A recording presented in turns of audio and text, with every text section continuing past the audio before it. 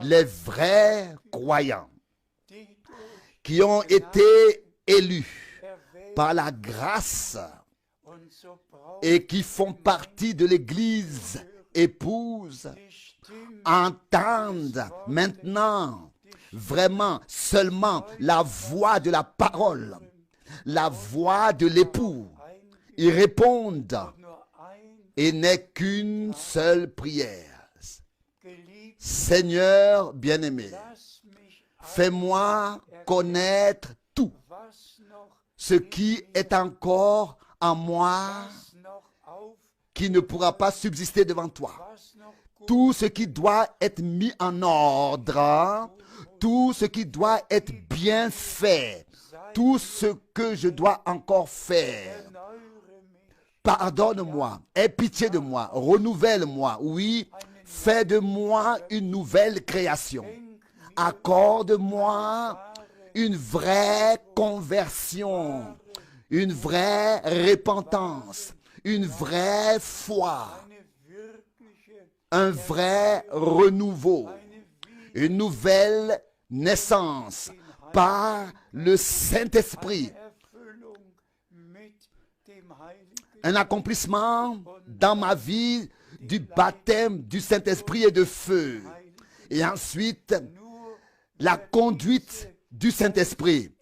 Seuls ceux qui ont vécu ces expériences de salut par la grâce feront partie de ceux qui seront ensuite conduits par l'Esprit de Dieu.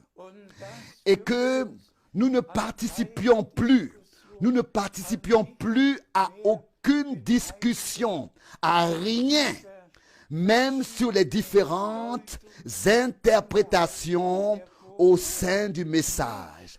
Que nous ne nous mêlions plus de la doctrine des 7 tonnerres ou du 3e poule ou d'Apocalypse 10, que nous n'entrions dans aucune discussion avec qui que ce soit, mais que nous nous reposions en Dieu dans la parole et que nous vivions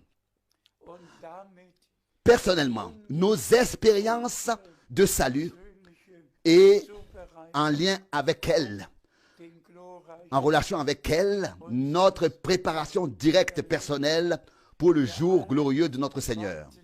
Nous attendons tous que le Seigneur, n'est-ce pas, achève son œuvre. S'il vous plaît, n'attendez aucun prophète. Ne vous attendez pas non plus à frère Franck. Moi, j'ai fait ma part. Maintenant, le Seigneur va achever. Il a commencé son œuvre et il achèvera son œuvre. Et cela se fera sous peu. Très bientôt. C'était il y a 2 jours. Une sœur m'a appelé et j'ai alors dit à un moment de la conversation